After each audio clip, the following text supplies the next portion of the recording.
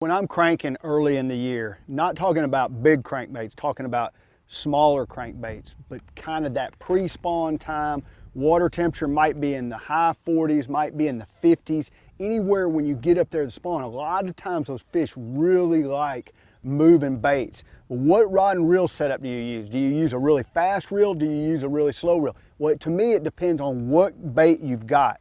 When I'm throwing a rattling bait, like I've got this red-eyed shad right here, I'm gonna throw a high-speed reel at 8.3 to 1 because I can control that bait with the reel. If I really need to wind it fast, got my rod up, I'm trying to keep it up high in the water column, then I can use that reel to get me there. Sometimes a fish like a really fast presentation. A lot of times that 8.31 will do it.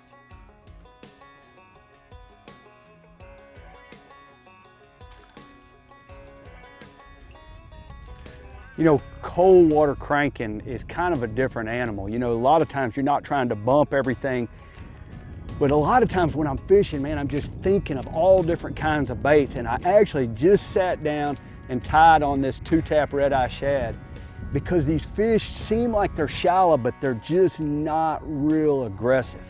And so I got up there, I'm not bumping the bottom, but I'm just reeling it real slow.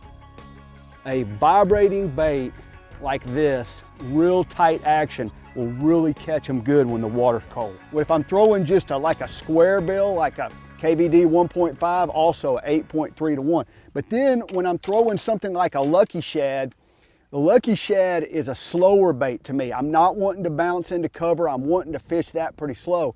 And so a lot of times I change and I go to a 6.8 to 1 reel.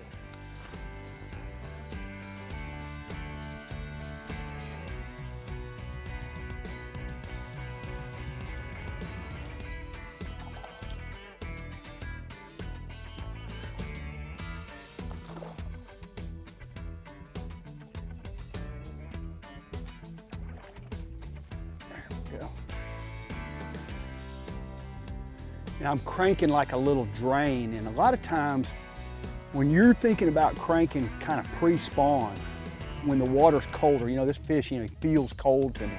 A lot of times you don't want to bump into the cover. You know, a lot of times we talk about cranking docks or rocks or wood. You don't want to bump into that cover. You want to just be around cover, and that's how you catch them a lot of times in the pre-spawn.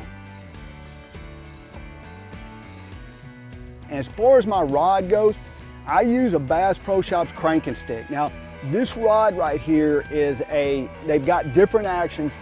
This one right here is a medium action. It's a 7 foot, that's my favorite length. If I'm throwing a really big crankbait, I might go to like a 7.6. But usually a 7 foot is what I throw, either a medium or a medium heavy, just depending on the bait. That's really my primary rods and reels that I use.